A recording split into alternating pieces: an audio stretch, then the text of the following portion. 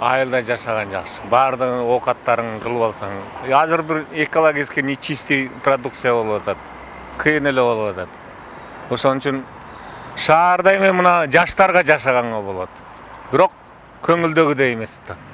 Айыл эле жакшы го дейм. Айыл деле жакшы, шаар деле жакшы, без разница. Ишиң болот, биякта ишим бар да. Айылда өзүм айылда эле чоңойгом. Мага айылда жашаган жагат, неге деген окта кичине тазараак воздух бар да. Да окта иштесең болот, көбүрөөк мактага жөн жүрө бересиң. Окта талаага чыгып, макет чабып ушундай кылсаң болот да. Шаарда жашаган удобныйраак болот.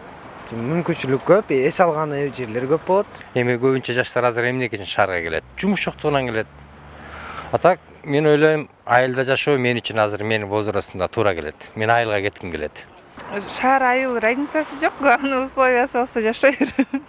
Иштеп окугуң келсе, мындай шаарда, конечно, жакшы болот, потому что возможности есть здесь, большие перспективы все. Айылда эле турам, айылда эле жакшы.